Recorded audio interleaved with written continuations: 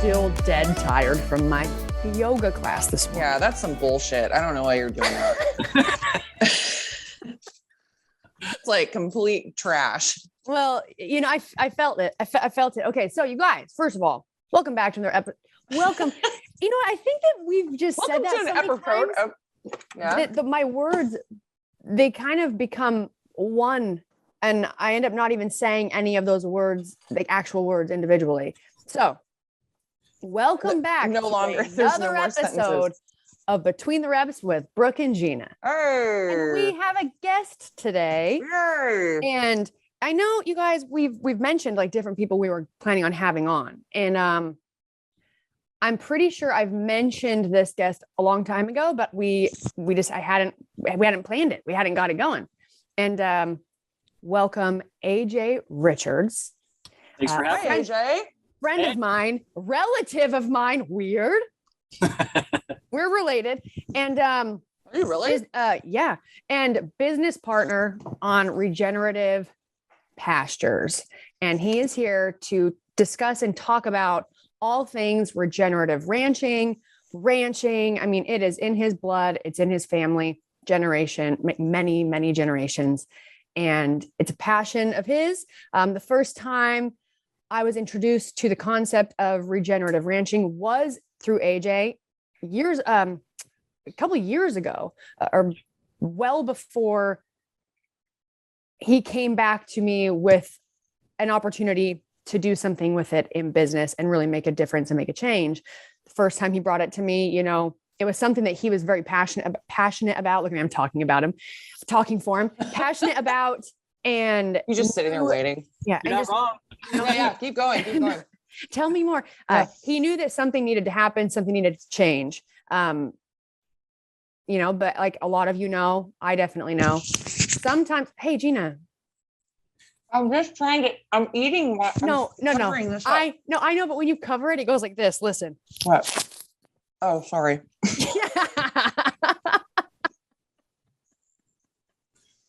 I'm a mess right now. Dude, you're killing me. Let me finish talking about I know. AJ. I'm sorry. I was trying to be quiet. It's all right. Just like, I can't even hear you chewing. Okay, good. Okay. Yeah, I can't hear you chewing. All right.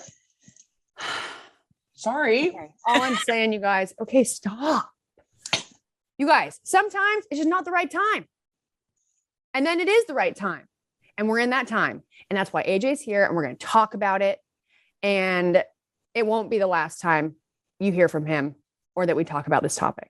So, on that note, AJ Richards. What's up, everybody? Yeah. Thanks for the introduction, Brooke. You're welcome. Awesome to be on the show with you two. I got so into it that I've even forgot about telling you guys about my yoga experience, but we'll save that for if there's a moment in time when we're like, what do we talk about next? So we'll save it for that time. Yeah. Awesome. Thanks for having me. I appreciate it. This is awesome. I like your hat. Thank you. I really like it. Make milk raw again. 100%. I figured it would be perfectly in line with everything we're going to talk about today. Oh yeah. It's like a good overall slogan. Mm-hmm. So it's not my company. I just wanted to support these guys. It's awesome. a good hat. It's a good hat. Yeah. I like it. Yeah. All right. Tell us about it. Let's dive in. Maybe just start out by telling a little bit about. Sorry. No, that's okay. Gina Marie. I'm just trying to participate. This is what happens when you get three people with ADD running a podcast, huh? Yeah, you know, I love it. Yep.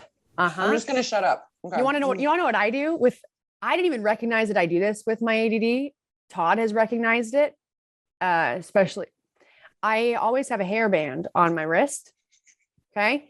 I didn't realize I do this when I drive, when I'm on the podcast, when I'm doing a lot of things. It's this. You fiddle with it. Oh, I roll it through my hands like this. Mm-hmm. Like I'm using prayer beads, but these are not. It's your rosary. But still same thing. I'm practically praying like please God, help me get through this or focus on this. help me be productive, squirrel. Yeah. Totally. That's awesome. Cool. Yeah, well, like Brooke said, we our family's settled southern Utah. grandpa lived in a tent in Santa Clara with 12 kids before there were houses. And, now 5 generations, 6 generations later, they're still working the cattle industry. And, I'm a half breed. I call myself a half breed.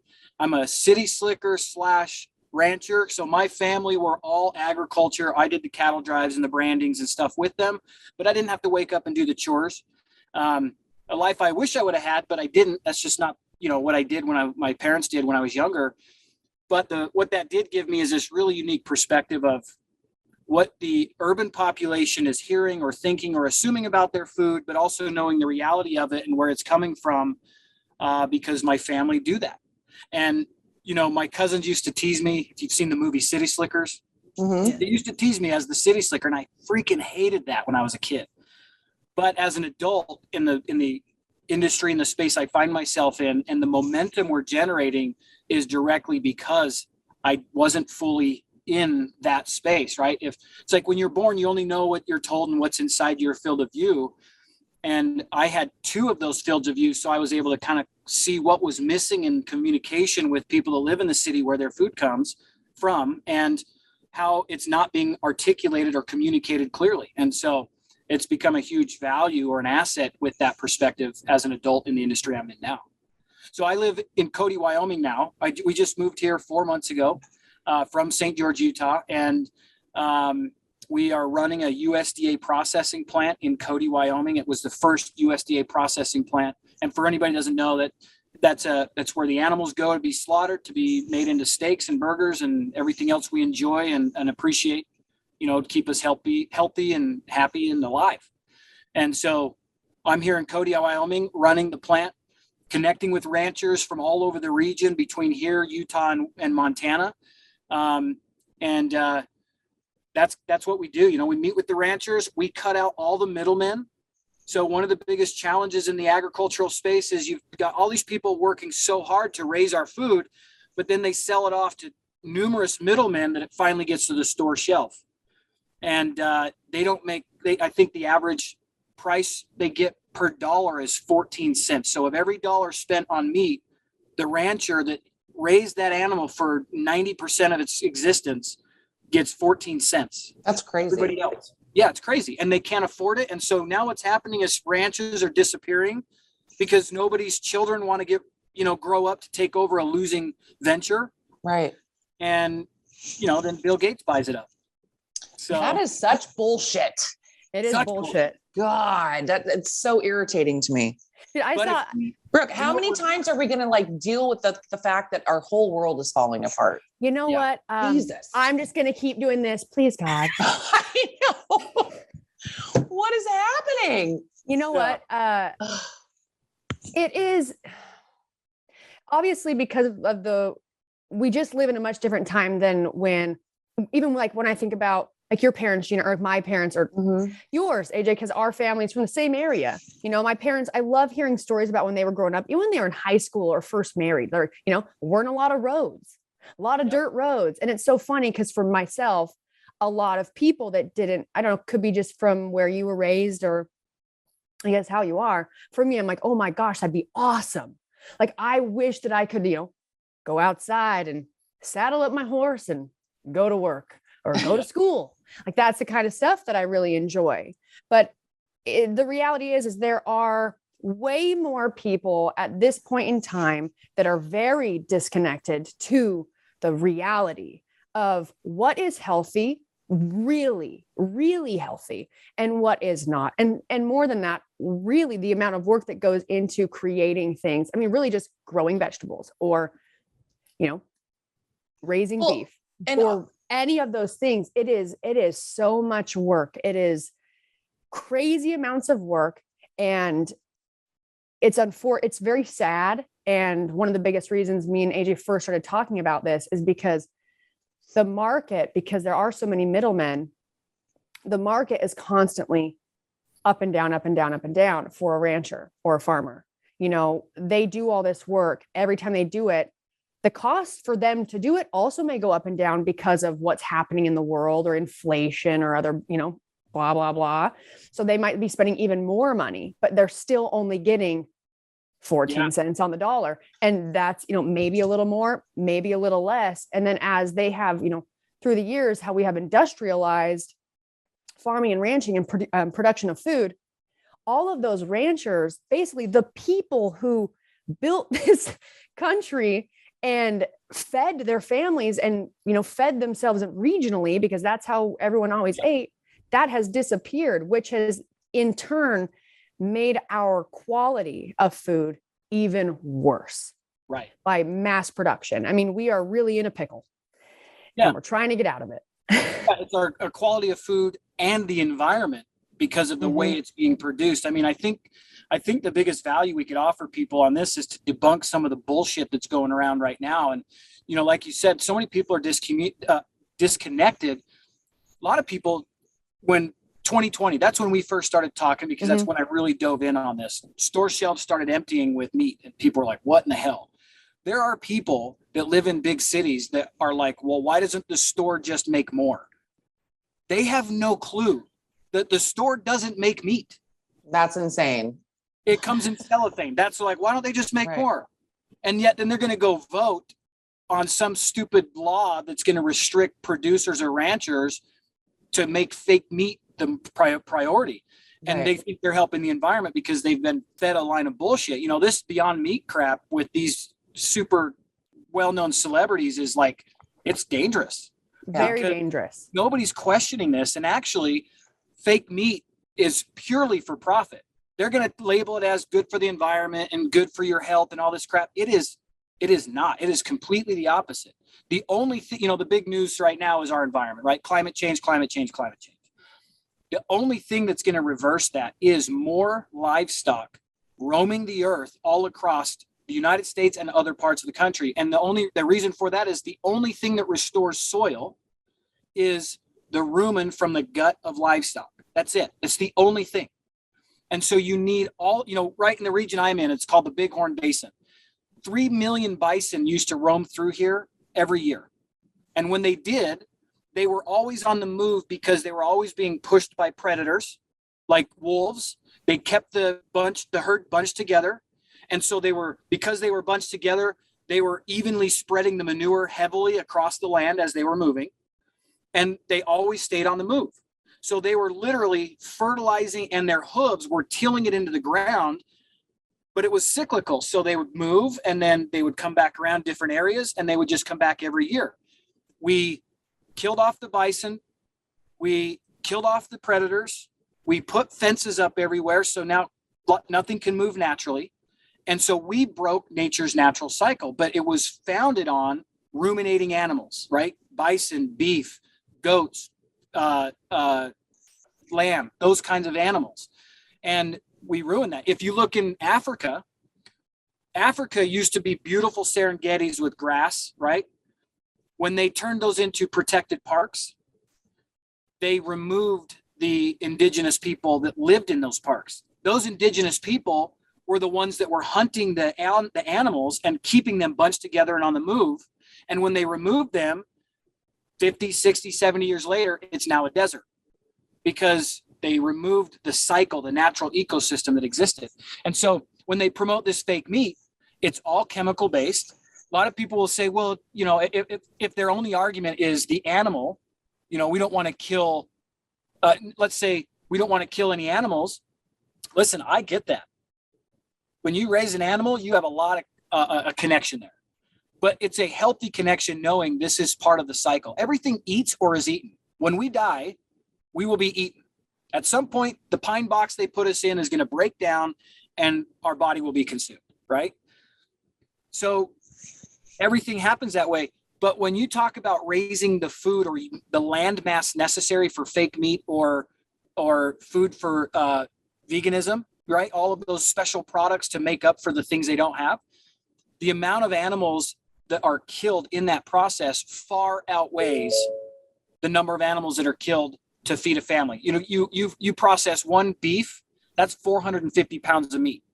That's one family an entire year. You can't do that clearing out hundreds of thousands of acres of land. I'm gonna give you a crotch sock because I gotta keep my truck going. Yeah. I obviously my beautiful office. I'm in my pickup and I got to keep. Okay, same. going. Hey, you know, love We're super professional here. I'm constantly on the move. So Yeah. Great. Good. sometimes I'm in my bed, sometimes I'm in an office. I'm in Florida. Wait, so I want to hear more. So I feel like there's people out there, like when you're saying that more animals are harmed doing the fake meat process. I think that it would be like, for me, that's the first I've heard of that. Yeah. So Well, you have to think about, Gina, when you I believe go it. in, yeah, but when I'm you just go saying, I into want to either- know. when you go into, like, for instance, how they are trying to turn tons and tons of acreage into just soybean crops. I mean, Got you it. are Okay. you're disrupting nature. You Right. have to get rid of, and when they go through, it's kind of like when we talk about like palm oil, how Okay. bad that is. And when you think about what is done to, like, the rainforest, to the animals that live there, just to get palm oil, like, well, first of all, it's terrible for you. Like, there's so many things that are being pumped into every single product that we eat, including products which we learned that we put on our body, in our hair, on our face. Everything is designed to kill us. And the reality, seriously, you. that's what it feels like. Yeah. And when you start trying to create, mass producing. So if we're going to start mass producing all of the products you would need or ingredients you need just to make a fake meat product that, one, has preservatives, has all these things that aren't good for you, but hey, on the label, it says it has this much protein, it has this much fat, and it has this many carbs. You're like, woo, and there's no meat in there. And then you're like, don't even pay attention to the fact, what are the ingredients? What are you eating? How it was made in a lab. And then we've ruined land, we've ruined forests, we've ruined wildlife because you kick them out. Or you don't kick them out, you just start bulldozing and they are eaten up in the process. And that is the reality that, when you have, it is true that, and with certain types of animals, we could just say like wolves, okay, or coyotes. There are certain states that they're overrun by them. So you can go out and actually kill them, like, so coyotes in Utah and Arizona, a lot of places, you can go out and you can kill them because there's too many of them and they are overrunning, like, farms and ranches and everything like that. But to do that, and legally, you have to, what is it you have to take in, you have to take in from them? Is it their jawbone? What is it, AJ? Their ears. Their ears. You have to show proof. So you do that and you can actually get paid to do that. You take in the ears and it's a good service. Now there are cases like that with certain animals if we have too many of them. And now because like what AJ said, we have over many, generations, we have kind of changed the natural process. We have to be the predator in helping manage wildlife. Right. But there are industries and big companies that, mass produce, again, I'm going to say it, mass produce things like milk or beef or a lot of these products where they are the issue in anything to do with humane treatment of animals. It is not hunting. It is not eating them. It is not eating. That is the way it's always been. But it's through mass production and these, practices that we were kind of born into. And like what AJ said in the beginning too, depending on where you live, like, you really only know like what's around you and what's in your field of view. And I think it's super important for people that if this is a lot of new information for you, or maybe it's information that kind of triggers you a little bit, just be willing to really consider that the narrative is much different. Like, the story is much different or much broader than what you've ever been able to understand or perceive, purely based on the information that's been shown to you. And that's okay. It's kind of like me and Gina talk about it a lot. We don't get too stuck in your ways because we feel a certain way, it doesn't mean that that's the truth. But we are entitled to feel the feelings that we have. But I think if all of us really open our eyes to a much bigger picture and what do we want long-term, we just want healthy animals. We want healthy earth. We want healthy soil. We want to live a long time. We don't want to have, chemicals in every single product that we eat, that we use to, take care of our house or your yard or your hair. And the only way to do that is to accept the fact that we were wrong, or what we thought was wrong. And well, I think you have to look at like who's making all the money.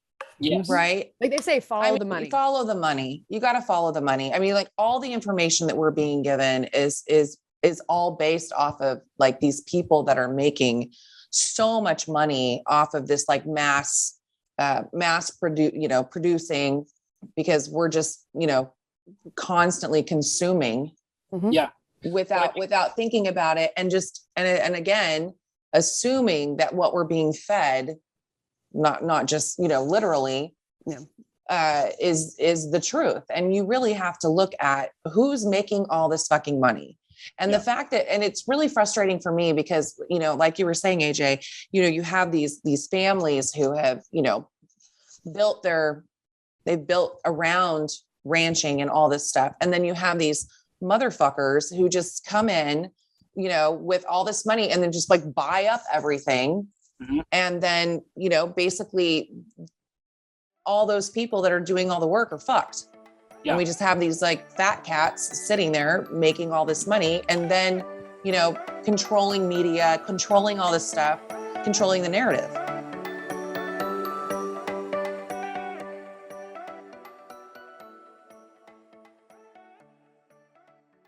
When you are scrolling through social media, how can you tell what's real? Anything can be posted online without being fact-checked. But if you heard about the secret to permanent weight loss, wouldn't you give it a follow? Tanya Zuckerbrot, founder of the trendy high-fiber F-Factor diet, has celebrity followers including Megyn Kelly and supermodel Olivia Culpo. But allegations of troubling side effects with the diet began to surface and people started to question, is she selling powder or power? Emily Jealous, a popular fashion influencer, saw these allegations and put the diet on blast to her own large social following. She launched a crusade to expose Tanya and the F-Factor diet. What was once an online feud escalated into the real world, resulting in threats, lawsuits, and a whole lot of drama. From Wondery comes a new series about wealth, wellness, and influence. Listen to Fed Up on Apple Podcasts, Amazon Music, Spotify, or you can listen early and ad-free by joining Wondery Plus in the Wondery app.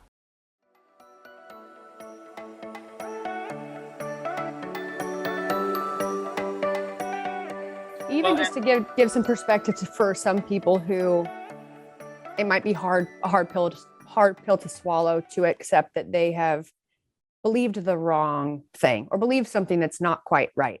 AJ can really talk on this, but because this has been going on for a long generations, it's not like all of a sudden we just are where we are. Right. It's slowly been happening. So if you try and think about, back to when the government or whoever was, whoever the big guys people are, scary monster people, when they come in and you have like people that settled and have ranches and they've got land and they're just out there just working the field. And, it's like, well, here's some money, if you only grow this. Well, they may have either been in a conundrum where a lot of things, all the different wars and recessions and depression, Great Depression, a lot of things that could really be affecting their family and their land and the people around them. And at that point, it's like, I gotta take care of my wife, my kids, my family, and do all this. And so, that very well could be easier to say, well, yeah, you're going to guarantee me that money if I only grow this. Right. Well, then you fast forward and you've got, okay, now if you use this fertilizer, you're going to grow faster and more. And it's as we have fallen into the story, and maybe some of those things that were developed, maybe the people, I don't know, maybe the stuff that was developed in the fertilizers and the game plans, maybe they didn't really know what effect it was going to have long-term on our soils or on this, because why? Of course they didn't. Because they were focusing on what? The money. They were focusing on like owning everything and being the head honcho. And now we're in a situation where we've got desertification. It is not an easy fix to turn dirt into soil. And with a lot of these big, like a lot of the big farming, facilities where they're mass producing a lot of stuff and they are using fertilizer. And no, you guys, organic does not mean they don't use bad stuff.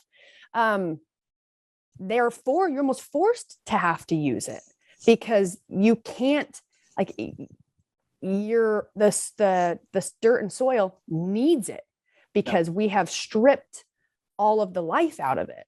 And that's what's really scary, is because you're seeing all of these ranches that are closing, or these farms that are closing, and like land that is being bought up. And it's like, that's all we really have left. Like, we need that land, and we need to start making an effort to try and turn that. Well, yeah. And who's buying it up? Immediately? Well, Bill Gates. Exactly. Yeah. You know, so Jeanna, one of the things that, to, I guess, paint a real clear picture on your question about what animals. Take a piece of land. If you've ever gone out into a field, walked around, you'll see all kinds of animals run around. You'll see rabbits, might see squirrels, you might see different insects, right? All of those different creatures that live in that natural ecosystem. And then somebody says, that's a really flat field. We can get irrigation water. I want to buy it and I'm going to turn it into a farm. So they do that. And then they bulldoze and till everything over. They killed all the microbiology in the ground. They killed all of the little creatures that lived on there by the hundreds, right? In that same area of land by the hundreds. And so, you know, if you guys watched Yellowstone, when they had that woman that was like a protester arrested, he says, how cute does an animal have to be before its life matters? That's a real question you should ask yourself if you're anti this. And if you did ask yourself that question, and you couldn't kill an animal, your only choice would be to starve to death and die. Right. That's the only choice, because something has to die for you to eat. If one sentient being gives its life for an entire family to eat for a year, that's way better than hundreds or thousands of creatures being wiped out to grow a monocrop that are then contributing to a problem of soil degradation, which then contributes to global warming, literally, right? Desertification specifically is what I'm talking about, because now that soil's dead, eventually nothing will grow there. And when we talk about desertification in the West, look at what's happening with the lakes that provide power and life for everybody in Las Vegas and California. I mean, there's water war in Phoenix. There are water wars coming because nothing's being done to reverse that on the natural scale at the speed that it should. How many times have you ever heard somebody say, well, you should zero-scape your yard so you don't use water? Right. You ever heard that term? Yes. That is the stupidest idea in the world, because actually what's happening, zero-scape puts off a lot of heat, which is causing more heat in that region, which is pushing any rain that would have normally come in. What it should be is prairie scaping. What did that area that you built a house in, even in giant cities, what did that look like before all these neighborhoods were built? Okay, well, if you would return just the yards back to that kind of landscape and not manicured with chemicals and fertilizers and herbicides and all that kind of stuff, you would draw down carbon, because that prairie grass would suck carbon in the soil, and that grass creates what's called evapotranspiration. It sweats. You ever gone down the road and it's hot, but then you go between two fields that's green, and it's like, oh, it's cooler right here. Yeah. Because that grass is sweating essentially. And if you do that in a large enough area, it doesn't have to be that large, by the way, but in a large enough area, it creates its own local rain cycle. We get about, and if anybody in here is an expert, you're going to probably prove me wrong. We get about 60% of our rain from the ocean. The rest of it should come from local water cycles. So 40% of your rain should be local water cycles. What have we done all along the coasts of our country, of any country? We build cities and skyscrapers so everybody can enjoy the coast. So now all of that pavement, all of those hot buildings, when that normal rain cycle was coming in off of the ocean, it hits that wall of heat and it pushes it back out into the ocean, and it keeps doing that until it builds up this massive pressure, and then it just comes in with a vengeance. So the water from the ocean can't come in on a normal calculated cycle. The very least we could do is restore the soil health so we get more grass and so that we can see more rain. Where Brooke and I are from, we used to have this place called Washington Fields. It's still called that, but it is no longer fields. It is all neighborhoods. It's and terrible. growing up, we would see rain come off the Black Ridge, right? Coming from Cedar, you could see the clouds coming in, and we would get rain that we could count on every year. But the more we have developed the Washington Fields to become neighborhoods, you'll see the clouds come off the hill because it's still green and rural up above the town, the city. Mhm. As soon as it hits the city, the edge of town, you will see literally those clouds disperse and move around the town. Oh, weird. Because all of the heat from the pavement and the shingles on the roofs and the xeriscaping ideas and all this crap that's going on. So when we are talking about agriculture being, and we'll talk about regenerative agriculture, because like Brooke said, if a company is trying to dominate, then I guarantee you they're not doing it respectfully or responsibly, right? Where they have all those animals in one spot, that's called a CAFO, a concentrated animal feeding lot. I'm not saying that the people that raise meat are all good and the people that are doing vegetables or the vegan side is all bad. That's not what I'm saying at all. Right. It's a broken system on You're talking both about like big corporation. Yeah. Yeah. All they care about is profit. And when I say they, and I couldn't tell you a name because even the CEO has no control over what's being done. Right now, it's all driven by shareholders. So there's almost like no real decision maker that has a moral conscience. It's money, money, money, money, money, money. Mhm. That's all we're making a decision off because we got to keep all these people happy. Our mission is to not dominate.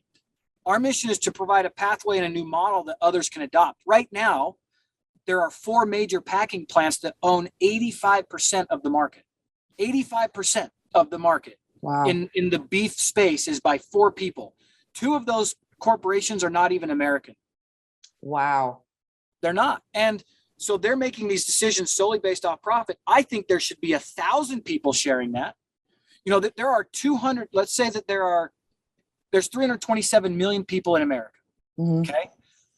The estimate is 6% are vegan.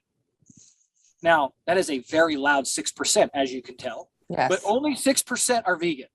So that means there are 227 million meat eaters in just the United States. The USDA says that there's about 2.5 million small farms and ranches in the United States. That's it. 2.5 million for 327 million. Well, 27 million consumers, 297 million meat eaters. Okay, now if every single one of those raised meat and they all sold direct to consumer, that's 160 mouths per farmer or rancher to feed. That's those just the raw numbers, right? I did a presentation and out of 30 people, 3 of them raised their hand that they were selling direct. So there's no scarcity. I believe in abundance. I would like to see 1,000 companies like mine own the processing, shake the hand of the rancher or the farmer, and then the only people between us and the rancher is UPS to get it right to your doorstep. We should see 1,000 companies like that across the country. Nobody should receive a box of beef further than 1 state over. Because then when we accomplish that, food stability, you know, this is, I don't know if your listeners are paying attention, but food insecurity is a genuine threat right now. This is no longer like a conspiracy theory. It is what's happening. Mhm. And we're getting hit by that from climate perspective. We're getting hit by that on that from poor management of land. We just didn't know any better. Like Brooke said, we didn't know what putting the chemical fertilizers were going to do. We just knew it yielded a whole shit ton more corn than it did before. So let's keep doing it. Nobody knows when you step on the ground that in one handful of dirt, there are more microorganisms than stars that you can see when you look up at night. Who can tell me the name of even one of those? We have no clue what the life cycle is inside of our soil, right? So we put all these chemicals on there and kill them all. And then you have geopolitical challenges. When we bought our plant, the day we bought it, a buyer from China was there to buy all the meat and have it shipped to China. So they wanted to buy everything we could make and send it away. Of course, we said no because we have a conscience and we're here to support American families and their food. But on top of that, Chinese companies are buying processing plants because guys like me are saying no. So then they're just buying them outright, and then they're just using that plant to process for their own country. And so we are whittling ourselves into this position where the only way we're going to get our food unless we fix it quickly is through corporations. That's it. which is control Wow. the food, control the water, control the people. I mean, to the absolute max. Yep. And that's I don't know about any of you, but that is terrifying. It is terrifying. That keeps me up at night. And it did for me too. And that's Yeah. why the only solution I could figure out to be able to sleep was to get started. Now, do I know if I'll probably, there's that saying, something about you plant a tree now under which the shade I'll never sit. Sure. But I've got 3 daughters and then they're my grandkids. That's who's going to benefit from the work that I'm doing now. And so kind of to transition, we're focused on regenerative agriculture, which is in a very clear nutshell, we are now pretending to be the predator, right? So I've got a really small piece of land. We just started at 7.5 acres. I've got 2 cows. I put them in a little fence and I move them every single day so that they're getting whatever grass is available on that little portion of land. And then whatever they don't get, I supplement with alfalfa, right? Other grass so they can have what they need. And then I move them the next day. And then what they left behind was a pile of shit. It goes right back into the soil. So next year, when I move them back, I'm going to have twice as much grass. What's really fascinating when you start looking into this is that Mother Nature, what we took 100 years to wipe out, if we support Mother Nature with these practices, she's basically like, hold my beer and watch this. And in 3 to 5 years, restores what we fucked up in 100 years. Hold my beer. Hey, hold my beer.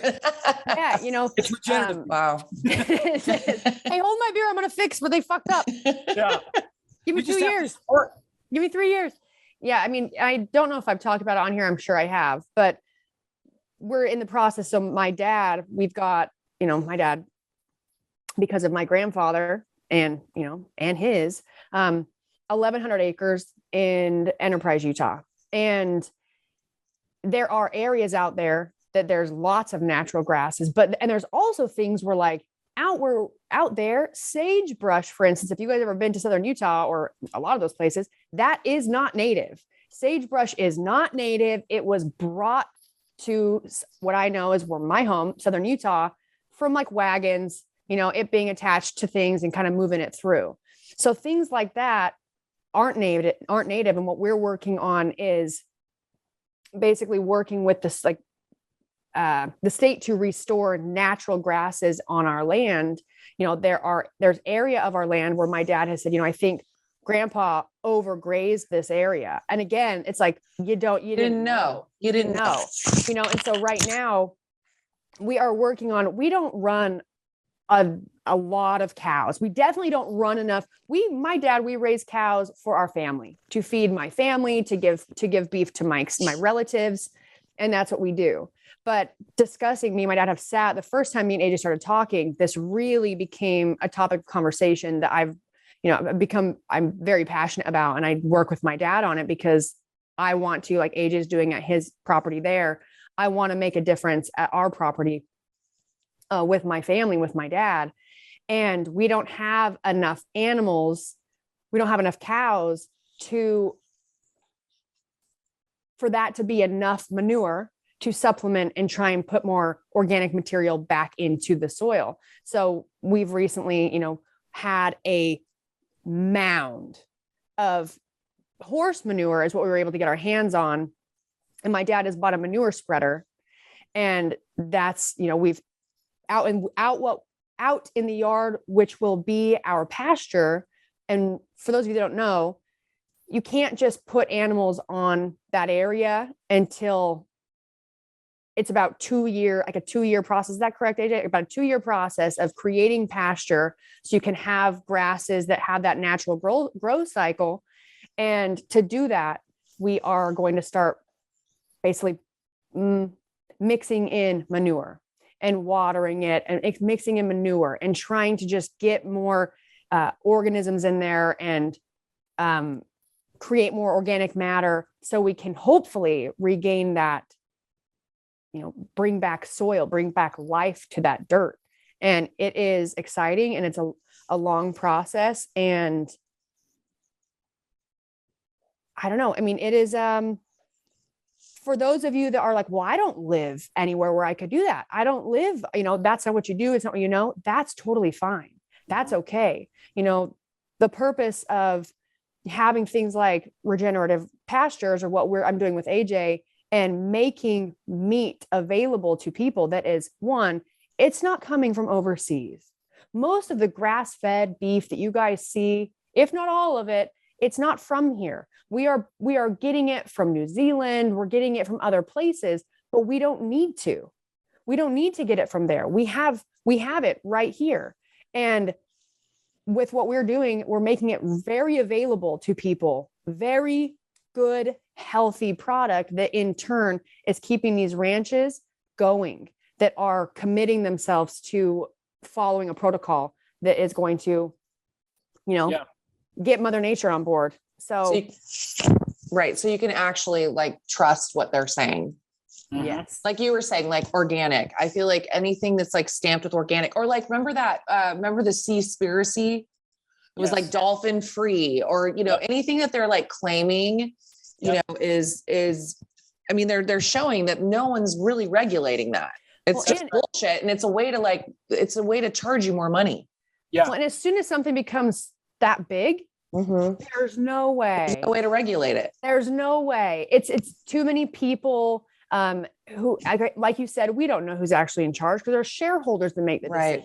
And at that point, a lot of stuff doesn't become important anymore. What becomes important is your margins, is your income, is your spending. And they don't care about anything else. It's not they don't care about it. It's that because it's not right in front of you, you don't worry about it. You're like, well, I don't have to worry about it. Yeah. And then all of a sudden we are where we are right now, where it's like, oh shit.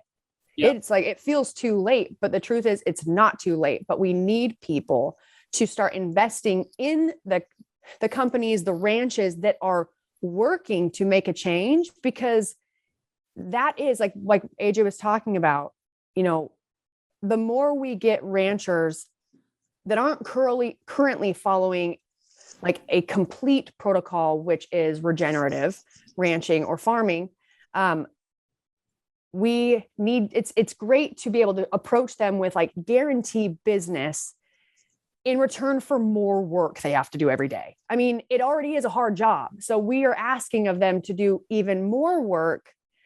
And by doing that, it's like, well, we have these buyers, we have these consumers, like we can guarantee it. It is more work. We can guarantee you no middlemen. We can guarantee you this, that, but the only way that's going to work, and the only way we can keep doing this and AJ can keep spreading, all of his knowledge, is for more consumers to get into it, help out, don't go and buy it. Don't go buy it at your store, do shop local, pay attention to the ranches where you're getting your meat and where you're getting your vegetables. And you may not be able to do it yourself. Like you may not be out in the field or moving cattle every day, but just by purchasing, you are doing it's a huge help in like this whole mission.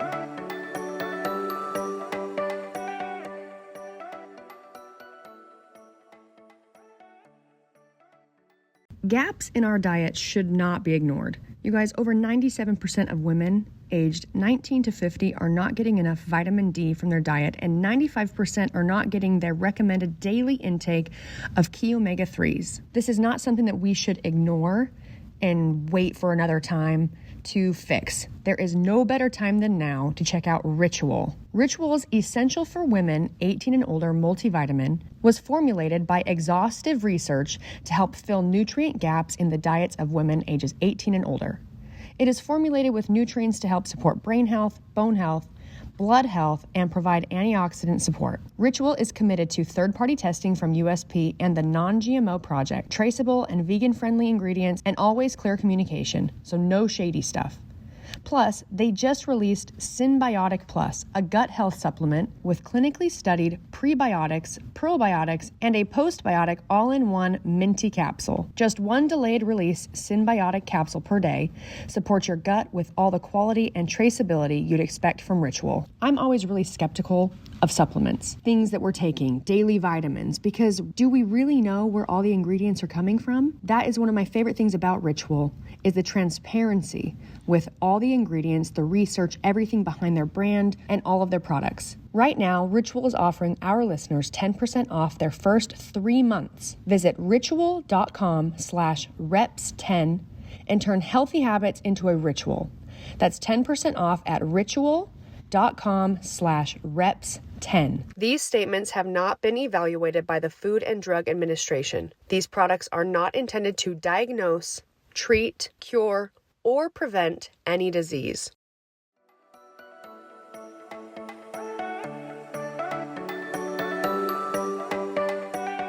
They say vote with your dollar, right? Where you spend your money is where where that change happens. And when you talk about the amount of work necessary to do this, oftentimes what's happening is they're ranching as a hobby because it doesn't pay enough. Mm-hmm. So they're doing the ranching and going and doing another job. We're talking about the opportunity to just ranch, to just be a farmer. It's going to require full-time work, but that's what they would like to do anyway. So it's kind of just, it's really an educational mission, right? So the whole reason we're here is it looks like we sell a box of meat because we do. That's what pays to get these guys to do what they need to do. But our company isn't founded on selling a box of meat. Our company is founded on helping ranchers transition. We are a conservationist group, so to speak. And it looks like we sell meat, but what's happening behind the scenes is just like Brooke said, as our demand increases, that's one more rancher I'm shaking their hand and I'm connecting them with an expert to show them how to go from this traditional method that's causing some of these problems, and connecting to an expert that says, listen, we can show you how to go another route. And not only that, you're going to make more money. You can raise more animals on the same number of acres because you have more grass. You're going to restore your local water cycle. You're going to provide a much more nutrient dense meat. What we didn't even talk about the nutrition side, but when you look at the phytonutrients in regeneratively raised meat, even compared to organic, it's a night and day difference because the way they're managed and the number of species of grasses that they're eating, it's just completely different. And I think it is important to acknowledge that the ranchers are doing what they were taught to do, just like any other industry, whether it was from their father or their grandfather, and they were influenced by certain market influences during their time. So we're not telling them you're wrong. This isn't a moral thing, right, wrong, good, or bad. It's like, hey, we just happen to live in a world now where I can look at what this guy in South Africa is doing that gets way less rain, and it's working really well. Grandpa wasn't able to go on YouTube University and see what this guy did. He would have been like, shit, I'm trying that. Yeah. He didn't have that option. He only knew what was around him. And now we're saying, let's show you, I've got a friend, Alejandro Carrillo. He works with an organization called Understanding Ag. He's in the Chihuahua Desert. They get 6 inches of rain a year. And if you go and see what his property has done in the last 8 years from his practices, it's crazy. You go to the border of his property and then the next ranch, one looks like a desert. The one is Serengeti grassland. Wow. And it's the same amount of rain. But now because he's got that grass there, he's actually kind of robbing the rest of the place from the rain because it's attracted to where it's cool. And so he actually posted this picture right down the fence line. And I'm not kidding. It was wild. One side is dry and desert and there are no clouds. And literally right on the fence line, it's a rain cloud and a storm happening over his property. Wow. It's and obviously the clouds are moving around, but it is a very telling picture on what's possible. So I think, if people are interested in really learning more, there's a documentary called Kiss the Ground that was released in 2020 by Kiss the Ground organization. It was the #1 documentary in 2020. And frankly, like Brooke said, every day I just had this feeling of impending doom. I'm going to watch my children starve because what the majority of the news is saying is we're screwed, we're screwed, we're screwed. They're not talking about the good things, right? Because train wrecks sell. Kiss the Ground was the first documentary that I saw that did such a fantastic job showing where we're at, but then showing the hope and the possibility of what's already happening if we get behind these people that are already doing it. And the best way to do that is, like Brooke said, don't go to the store. Go to the local farmer's market first. See if you can meet a rancher and shake their hand and buy it right from them. If you're doing that, then you're already making a massive difference. We export the same amount of meat that we import. So when these special interest groups are trying to say that cows and their farts are causing global warming because of the methane and the carbon, right? Bullshit. One super tanker one shipping ship that comes across the ocean is equal to 40,000 cars on the highway. Wow. Yeah. And if we're importing and exporting tons of those boats across the ocean, this is why the saying exists. It is not the cow, it's the how. It's our money grubbing interests that's having us break this whole system, so we're not getting our food from where it should come from. And that's causing the emissions problem. It's not the cow. The cow is the only thing that's going to help us fix what we're doing. It's just been the easiest. It's been the easiest thing for them to point fingers at. Yeah. It's the same thing, Gina, when you and I watched Seaspiracy and we're like, and this whole time they're like, get rid of your straws. Right.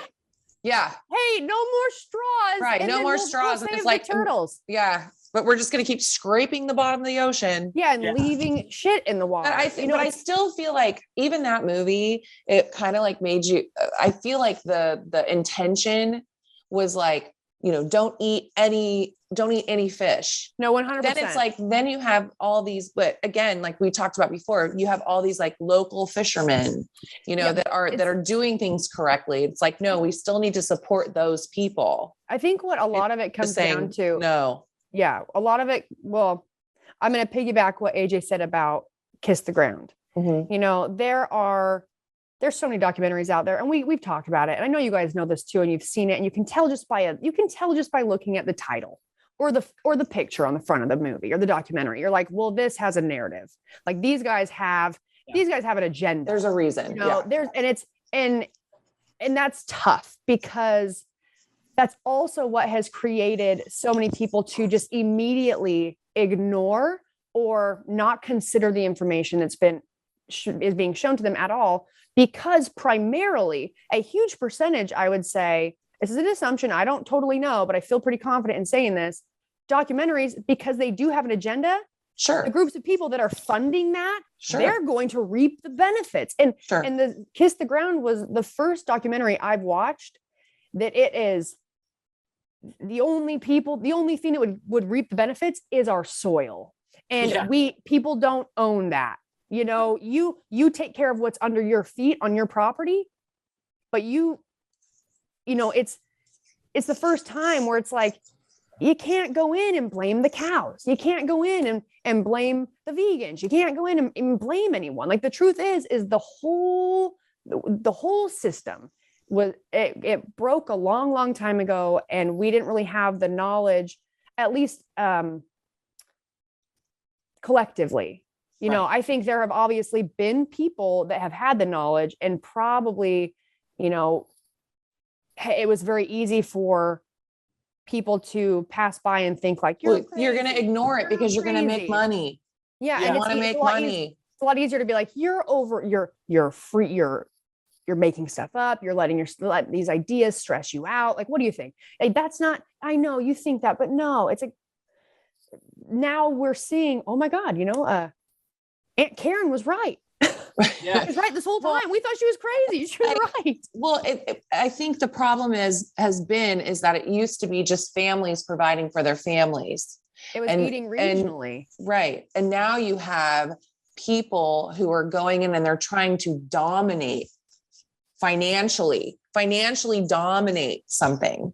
It's no longer just about like, I'm just providing for my family. I mean, you've got people who are making millions and billions of dollars, and they're just feeding, just creating more money. Well, and you think about it too, I mean, obviously that's been a thing for how long? A long time. And that's true. And I'm not going to go after,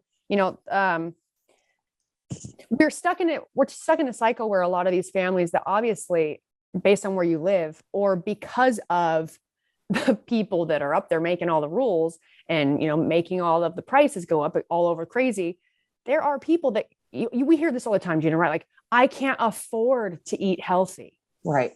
I can't afford it. And it's like, well, that's not true. You can, it's just not convenient. It's not at the gas. You have to work a little bit for it. It's not at McDonald's, and that's the hard truth, and a lot of people, you're not going to be able to really get your hands dirty and help make changes by getting in the fight that way. But you can be more aware and make more aware decisions and plan ahead. So yes, if there's a lot of families, a lot of people, it's very normal where both parents work, or because of the hustle and bustle of the way life is. And it was never, I believe, never really meant to be like this. Like humans, we deal with a lot of stress that I don't think we were really built or meant to deal with. And so that is an added issue when it comes to just one more thing that we need to do to try and survive. But if anything, if we can plan ahead and think about it, even for people that are very busy, like we talk about, like if you're talking about like nutrition, right? We've talked about, meal prep. Let's meal prep. We'll cook. We used to do it. We cook. I'd go to Gina's house. We'd cook on Sunday. We had stuff for the week. So you could eat healthy during the week, and you wouldn't have to be like, oh man, I'm so busy. I'm so hungry. I'm just going to go and get, this quick Subway. fix. Yeah. Yeah. So what you can do, I was going to say, be more aware of groceries. So plan ahead for, okay, I'm going to put in my order right now. I'm going to have all this meat that comes. I've got it in the freezer. I can put it out. And then you would plan according. You could do meal prep. But now we know exactly where your food's coming from. And you're helping the cause. And you're helping your kids and yourself by, changing some of your DNA by feeding it healthy ingredients and not things that we think are healthy because they should be healthy, but they're actually loaded with a bunch of, because we're being told it's healthy. Yes, 100%. Yeah. We're the fattest, starvingest generation in history. That is crazy. Like we're overweight. When you say that, it totally makes sense. Yeah, and so I can't afford it. Are you sure? Because you're eating 4 or 5 meals a day and you're not doing a fucking thing. Right. How about go live an active, like I work all day long and I eat all my food at night. I might have a little thing here and there to keep me going throughout the day. I'm not a high performing athlete. Could I go do 5 workouts a day on this diet? No. But the majority of Americans, 60% of Americans are obese. And they're 60%? Yes. I mean, I'm not surprised, that but at the same time, just saying 60% is. And so when you talk about not being able to afford healthy quality food, actually, you have a sedentary life. If this shoe fits, right? If you have a sedentary lifestyle and you're eating 3 meals a day, even, you're overeating because you're not performing. I go to work in the morning at 5:30 in the morning. I'm running around meeting ranchers, doing all this stuff all day long. Then I come home, feed my goats, feed my cows, milk my goats, water my trees, all of those things. And I eat 1 meal a day and I feel better than I've ever been. My body's in a healthy condition, right? I've got plenty of food. Our ancestors, that's how they ate. Food wasn't so readily available. So you actually have plenty of money. You just have to plan and prepare, like Brooke said. You have to know, like, okay, my body, because those 5 meals a day, you're not getting all of the phytonutrients that you need. And probably you're just getting a whole shit ton of omega-6 that's giving you all kinds of inflation and killing you with COVID. I had COVID twice. It was like a sniffle. I had a weird Disney spell one time, but that's it. My metabolic health, my metabolic conditioning was like, oh, really? Okay, we'll just handle it and then go back to work. The phytonutrient levels that we find in regeneratively raised beef or holistically managed agriculture, right? Holistically meaning we're going to look at the whole of what we're doing. And if I remove one piece, I break it. So I'm not going to. I'm going to keep everything working as a whole. That's where your nutrients come from. And we can reverse that. But yeah, we're at the highest level of obesity in history. And everybody's complaining about not having access to enough food. That is not true. Right. Yeah. Have you ever seen, I'm just curious, have you ever seen The Biggest Little Farm? Oh, one of my favorite documentaries. Yes. And I feel like that also shows, Brooke, have you seen it? I think I've seen, I think I've told you to watch it before. I've watched it probably like 3 times. I can't remember if I've watched it. I have watched some different, either like short episodes or documentaries on, like same concept. I'd have to look and see if it was that one. I love it. It's and it really just, like you were saying, AJ, it really shows how somebody can go in and, create this circle and, it's like this couple goes and they buy this land, and then they just figure out, I mean, you can probably explain it better than I can, AJ, but they basically are figuring out how, to like deal with pests. They bring in other animals it's just like this whole circle that, basically regenerates their land. Yeah. And Gina, that's a perfect example because they're showing exactly how to reverse what it looked like when they broke the cycle. Yes. So everything they went through, when that guy said it's going to take 7 years, you're going to have all kinds of problems for 7 years, and then it's going to click. Yep. And so basically over 7 years, they were restoring pieces of the puzzle that they didn't know were missing. And then in 7 years, they restored the whole, and now their farm took off. Yeah. I hear there's a part 2 coming out. I'm excited to see. Oh yeah. No, it's a beautiful film. I love it. Yeah. Our listeners, you guys go watch The Biggest Little Farm. Yeah, it's great. Yeah. I just came across, let me see if I can find the name of it. I came across this guy who's in Arizona, who is doing in the middle of the desert. Okay. So no excuses. In the middle of the desert, growing all of his food and doing aquaponics in his backyard. Yeah. Oh, wow. Here, it's right here. It's let's see. Off of just this waste. Once the system's balanced, it takes care of itself. Take care of a goldfish, you can do exactly what we're doing back there. A lot of times if people want a garden, they grow in spite of the desert. We chose to grow with the desert instead. That's it. That's how you transfer a plant in aquaponics. Family's never been closer. Wow. I wish I would have started this when I was a little kid. Think big, don't be intimidated. Think big and think outside of the box. Wow. This dude he's raising his own fish in his backyard. That's awesome. That is so cool. I've seen that family before. This is that photo I was telling you guys about in Chihuahua. Oh yeah. Oh, whoa. Look the clouds are over both sides, but look where the rain is falling. Wow. That is crazy. That's insane. And then this one real quick. So the same guy, same property. They haven't had any rain for 9 months, and they grazed that 2 months prior to this photo. So even after grazing and no rain, it grew back. That's because the healthy soil, the organisms in the soil are keeping it healthy. And then what happens is when it rains, see all of these floods we're seeing happening, we get the rain that we need for that reason. But the problem is the soil is killed. So when it rains, it hits the top of the soil. We can't absorb it. And runs off. But when you have good soil with lots of vegetation, the roots from those plants will allow that water to follow it down inside. And then it gets stored in the soil through the dry season. So you can go 4, 5, 6 months and still grow grass because deep down in those roots, moisture still exists. And so regenerative agriculture will fix flooding. So it'll fix drought or mitigate drought.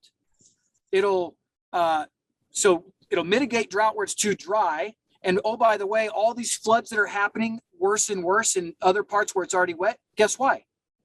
The water that's on the globe didn't leave to space. It's still on the planet somewhere, right? Well, because these pockets of deserts are expanding, that water isn't going to come in there, so it's going to go somewhere. Well, now places like back east that used to have lots of rain get lots and lots more rain because it didn't go to the west. And so flooding is extremely dangerous now because they're getting all that water. We're getting less water, but we do get water. And then when we get it, it comes down all at once. And then it causes flash floods, and then it's gone. And so we never got to use it. It came and went. So there's some really incredible people around the world that are making massive impacts that I like seeing, because then people start saying, okay, we've got momentum versus like, well, we're just screwed. So, right. I mean, that's what Brooke and I say all the time. We're like, we're fucked. yeah. I mean, Well, like, I'm not going to live much longer, but you know, I have children, I'm going to have grandchildren. And yeah, I mean, I do give a shit about them. Right. Surprisingly. Yeah. Surprise. Hey, guess what? I care about you. Yeah. Care about them. Yeah. Yeah. So it is, you know, actually what I want, the most important message I think I want people to hear in this is that there's hope. This is a message that we're doing the right things. Now, if you can find the people to support them, then you can be a part of that. But we actually have hope. If you're hearing just, we're just screwed in this, I'm going to have to eat crickets now because we can't have cows anymore. Right. That's bullshit. You can have cows. We need more cows. So go support that. Listen to that message. Don't listen to this other fear mongering, because that's all it is for the sole purpose of profit. That's the only reason. And because the more we get people more scared, right? Get them more scared, it'll deflect them from looking toward another option altogether, which then keeps putting more money into like these people that aren't even from here that are coming here and buying stuff up and wanting to bulldoze this and create a whole new idea. You know, it's that like are dominating. It's like a new idea, the new idea that's going to, if we can get the masses to buy into it, we're going to be the first people to do this. We're going to make all the money. It's like, it's just stupid, but that is, I mean, you can same concept with, I was listening to someone talk about it. It's like the whole thing with computers, you know, at a certain point, it was like, at some point there will be a computer in every home. And it's like, no way. Right. Well, And then now we have Bill Gates buying up all of our land. We just have one in our hand now. Everybody has a computer. Yeah. Exactly. Yeah. It's scary. So, you guys, let's, be together. Let's be a part of the difference. You know, you may not be able to get your hands dirty literally, but like we said, pay attention to where you are buying your food and what you are supporting. Now, I understand that there might be times where you might be in a pickle and you can't, you're like, dang it, I have to go to the grocery store and I have to buy these things because at the end of the day, you still need to eat and feed your family. That is true. But just I challenge you to start making some conscious changes. Like every time you need to be a consumer, think about where's it coming from? Mm-hmm. Even just by starting to change the way you think about those things, you will just naturally start changing your behaviors. And that's what we need people to do. We need to start changing our subconscious thoughts because we have no other option.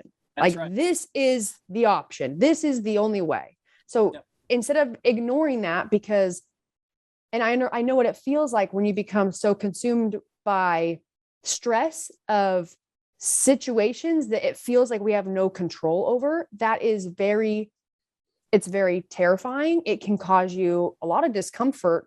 And so what is easier than coming to terms with that? It is easier to ignore it and just say, well, we have no, like, what do you do? Like, well, what do we do? Well, and let's be honest, like there's a lot of us are just lazy. And it's that too, but it's laziness. I had a conversation. I had a conversation with my nephew and I love him. And, you know, I've been talking to my parents a lot about doing a big overhaul of products that we regularly have in the house and it's like, I almost hate, I get so mad at myself that all this information was there. I just either I didn't know too much about it. And also to add on top of that, didn't maybe understand like the real dangers in certain ingredients that are in food. Right. Yes. And so for me, it was like, well, you know, I had the mindset of like, well, something's going to kill you one day. Right. And now for a while now, but me and Gina, we talked about the show we watched and we started going through our beauty products and doing an overhaul. And like, I've been in this mode of overhaul of my food, which is very stressful because sometimes I go to I'm like, oh my gosh, I'm hungry. And I'm like, I don't want to eat that. I don't want to eat that. Like, what do I eat? You know, and it is stressful, but we've got to make those changes. And it's very easy. It's a lazy thing, but also I think maybe even these younger generations are going to have an even harder time of wanting to understand that unless we start implementing that into conversation with them and for Well, and them. there's so much disinformation out there. Oh yeah, tons, but Incorrect information. yeah. Yep. And, Yeah. moral of the Like story. sifting through that can sometimes be overwhelming. Yeah, 100%. And because of that, if you find yourself in the same sort of mindset of the realization of all the information that's very hard to, it's like going to, it's like we're at Forever 21, and it's like, oh my gosh, there's just so much stuff. And if I really want to find something, I got to like sift through it. I got to like look through it and like pull it out. And if you're me, I just walk out of the store. Any store like that, too stressed, don't want to do it. I'd rather just wear what I'm wearing and just, Same. till the wheels fall off. Mm-hmm. But if you just think about it this way, in terms of products you're putting on your body, your face, and what you are eating, someone put it this way to me, and because of my fitness background and competition and nutrition and years of paying close attention to my nutrition labels, right? Stop looking at the nutrition label and start looking at the ingredients list. Obviously you want to pay attention, whatever your goals are. If you're trying to lose a bunch of weight, you do need to pay attention to the numbers too. Yep. But really start looking at the ingredients, and don't try and tell me that anything that isn't a natural ingredient is okay, because we know it's not. Like, there's no possible way it could be good for you. No. So even outside of like trying to find information, just know it's just everything's better if it's healthy and it's natural and it wasn't made in a lab and it doesn't have preservatives and it doesn't have a shelf life. We know that. So outside of those foods that are really good for you, I think, don't be so hard on yourself. And I say this because this is how I've had the conversation with my mom, because we say, well, what are we going to do? We're just going to stop buying all those things. We're never going to buy tortillas. We're never going to get chips and salsa. We're never going to do all this. It's like, well, it's very daunting to start trying to do an overhaul of products when bad things are in literally everything. Like, go in your pantry. It's stressful because you may have been thinking you were making all these good choices, and you were, and we are. And so I told my mom, I said, maybe we just handle it like this. The same way we would handle going out to eat, right? We want to eat really clean. Like we've always tried, like, let's eat clean during the week. And then, on the weekend or holidays, that's when you have pie. That's when you have the birthday cake, or that's when you have pizza or whatever it is, like you indulge. Well, maybe we go one step further and we try to really be now extra healthy and clean for a majority of our nutrition. And there are those things that maybe you're not, maybe you love chips and salsa. Mm-hmm. That's me. And unless you're going to make chips at home yourself, there's not a lot of options. Like, there are options for things that have a really good ingredient list, but there's way more options that show up on majority of grocery store shelves that aren't a good option. So you can do what I'm doing. I'm trying to have somewhat of a slow transition because so many of the things that I'm used to eating or using in a way to like eat a cleaner, healthier option have things in them that I don't want anymore. So I'm going to do this slow transition of slowly, working to find a better option, looking online, checking out, going to the farmer's market, shopping local. And it doesn't have to be this big, daunting, immediate, massive change, because when it comes to our food, especially with people that have kids, that's a big change. That is. And I've had many times I was home and I go in the pantry because I'm hungry, and I'm like looking and I'm like, I can't eat any of that, right. And some people may think like that's, I know that I can eat it, but I now have this thought in my mind that's like, all I want to do is I want Jeanna to live forever. Okay. I want my parents, I want my parents to be healthy and live forever. I used to have this thought that I thought, this is so fucked up. Everyone's going to get cancer at some point, man. I hope I get one of the good ones. You can catch it early and take care of it. Okay. Fuck. But here's the thing. No, but yeah, I know what you're saying.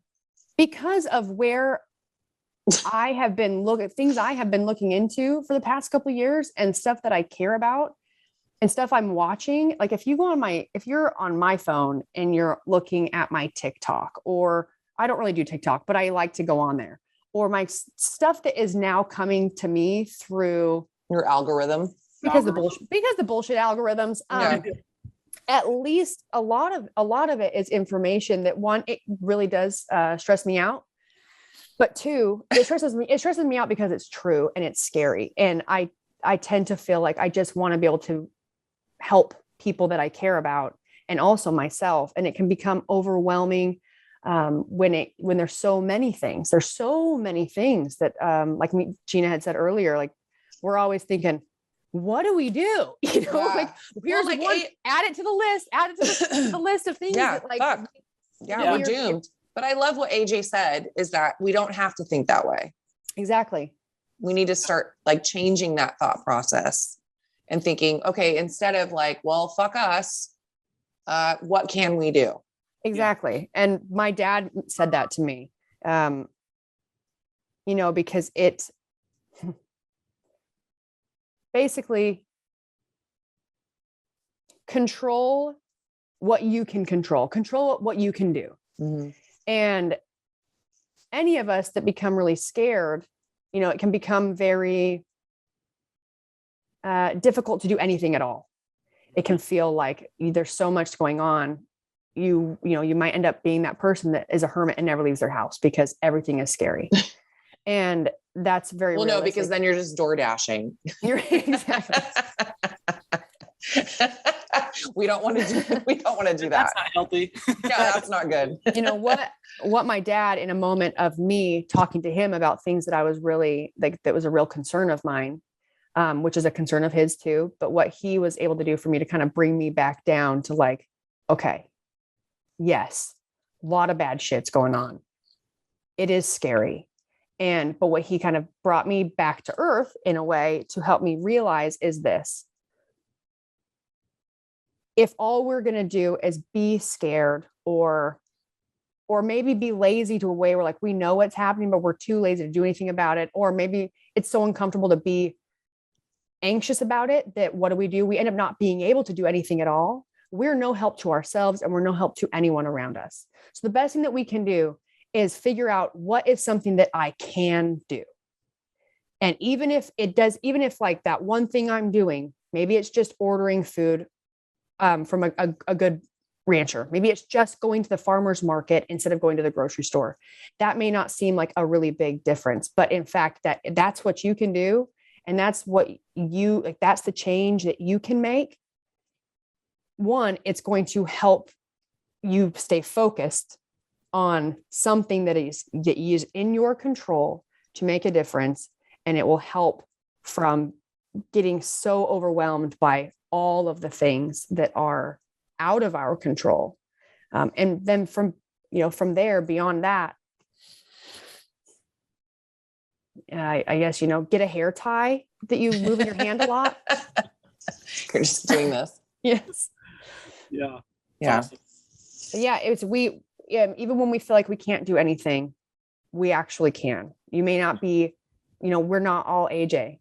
AJ's doing a lot. Within Regenerative Pastures, he has moved.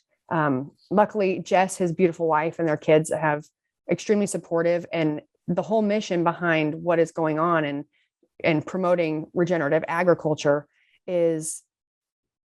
it's very important for the next generations, but they upped and moved. And now AJ, on top of him educating and being a voice for the whole movement all the time, he is also managing our first processing facility, and that is a very big job. And it's an also emotional job, if not enough people, and AJ can actually explain it, and maybe we can come to a close shortly after that. I was going to say, maybe explain, AJ, just like in the, the idea of if people We need to help the ranchers by being consumers. Yeah. So that we can keep them doing what they're doing, or they end up coming to AJ or other facilities, but coming to AJ and being like, I need to process these beef. And it's like, well, we have so many beef we still need to process. We can't process them. I mean, that is devastating. And that's a real problem that happens. And it's not new. I mean, it's been happening, but he's in a position where he's got to be the person. He's that person that is. Yeah. That wasn't part of the plan, but No. I'm not willing to just like, we just in a nutshell, we had a manager, it didn't work out, and it didn't work out very rapidly.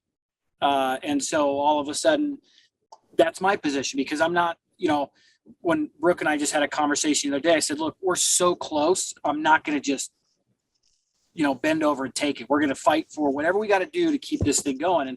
And really, I'm looking at the people that work there. This is a very non-glamorous job. When you work in a slaughterhouse, it is not a glamorous job, but you don't get to eat a piece of meat unless people like that are willing to do a job like that. Right. So my wife and I have found a lot of passion and love for the people that are there, doing this kind of work, because it is a thankless job and it's absolutely necessary.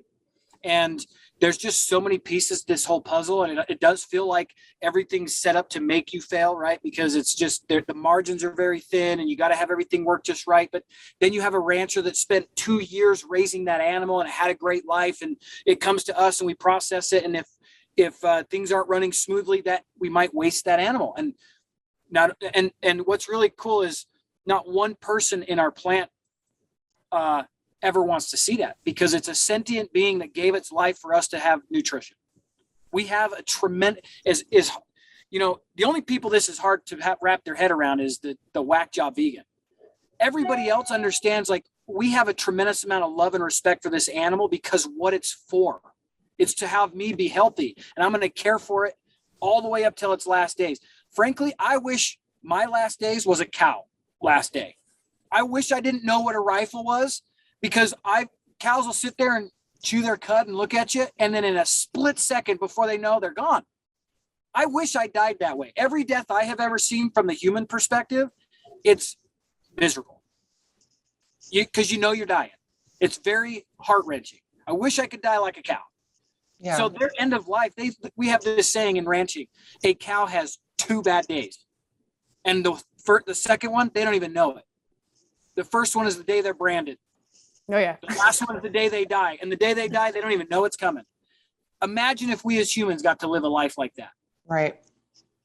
And it's stupid anyway that we're comparing that, because a cow is not a human. Right. They don't have the reasoning skills. They don't make stories. A gazelle gets chased by a lion, gets away. It doesn't walk around the rest of the day saying, man, that guy fucking hates me. What's wrong with me? No, he just goes back to eating grass. Yeah, that's so That good. was good. Oh man, that guy fucking hates me. What's his problem? Is it because I'm fat? Is it What does he like me? Is it because I can only grow a mullet and not long hair? Oh my goodness. Oh, that's really funny. All right, so we're out of time. You guys, and holy shit, we've gone way longer than me and Gina have gone in a while. I know. Is this one podcast or 3? Yeah. So AJ, thank you so much for taking the time. And all 3 of us are in different time zones right now. Yes. So we made it work. And I hope that you found this interesting. And I also hope that, it makes you feel a little bit more motivated. Optimistic. Yeah, I was going to say positive. Yeah. Makes you feel optimistic, and also some motivation to take some control back, do some research yourself, look and see what is around you, look and see what is, farmers markets, ranchers, farmers, people around you that you can kind of get into the mix that way. And do some of your own research and know that there is hope. And there are people like AJ and many other people that are out there in the middle of this, trying to keep it going and working to make big changes. So to sign off, I'm going to have AJ let us know, and let the listeners know where they can find Just let them know all the information. Yeah, You let the people give them- know. Let the people know. Let the people know. First, I would say watch Kiss the Ground. Best thing you can do is educate yourself. I am not the expert. I bring people together to learn that information. I'm most active on TikTok right now, Homestead Pastures. It's what we're doing as a family on our little spot here. I am going to start incorporating more of what I do for a living to really kind of tie all that knowledge and information in. So Homestead Pastures on TikTok. Also, some good resources. Land to Market is a resource to where you can look, and if you buy from them, they're making sure holistic management is part of that supply chain as a focal point, not an afterthought, as well as another organization that's going to be coming out soon called Regenerative. And they will be almost like certified organic. These are the experts rushing to create something that doesn't get what they call greenwashed like certified organic has. So Land to Market and Regenerative, these are the experts in the world. You'll really like that. Like Gina said, if you check out Biggest Little Farm, that'll inspire you. You can check out Alan Savory. Look up the TED Talk by Alan Savory if you want to dive a little deeper into what is actually happening. So that's really, and then our website, regenerativepastures.com is where you can buy, if you want to buy direct from us. We do ship all over the country. And we'd love to provide meat for your family there as well. And I'm telling you, if you buy from Regenerative Pastures, I shook the rancher's hand. And that's the only reason that product is there, because they are following these practices. I love that. Thank you. My heart is full right now. I can see it. I can see You it. can growing. see it just growing. like the Grinch. The when he's like, Grinch. my heart is. Yeah. It's just been hanging on, just a little shriveled prune. It just grew a little bit. Yeah, your life. You've just extended your life. I did. Thank Perfect. goodness. All right. Well, AJ, thank you so much for your time. And AJ, yes, Yeah. so nice to meet you. Sorry, I was making toast when I I love it. That's all didn't right. realize you'd popped on. Yeah.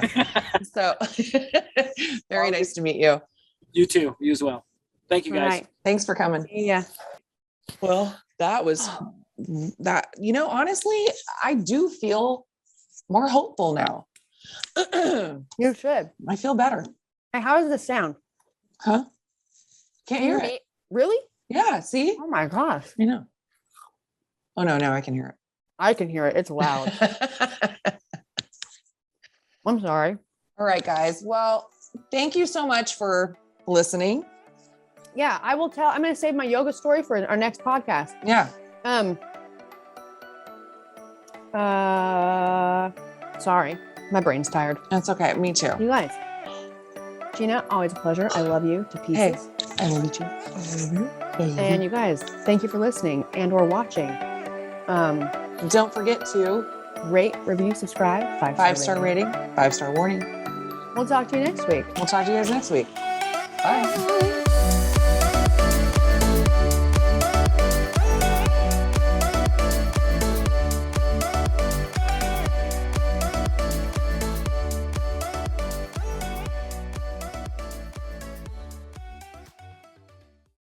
When you are scrolling through social media, how can you tell what's real? Anything can be posted online without being fact-checked. But if you heard about the secret to permanent weight loss, wouldn't you give it a follow? Tanya Zuckerbrot, founder of the trendy high-fiber F-Factor diet, has celebrity followers including Megyn Kelly and supermodel Olivia Culpo. But allegations of troubling side effects with the diet began to surface, and people started to question, is she selling powder or power? Emily Jealous, a popular fashion influencer, saw these allegations and put the diet on blast to her own large social following. She launched a crusade to expose Tanya and the F-Factor diet. What was once an online feud escalated into the real world, resulting in threats, lawsuits, and a whole lot of drama. From Wondery comes a new series about wealth, wellness, and influence. Listen to Fed Up on Apple Podcasts, Amazon Music, Spotify, or you can listen early and ad-free by joining Wondery Plus in the Wondery app.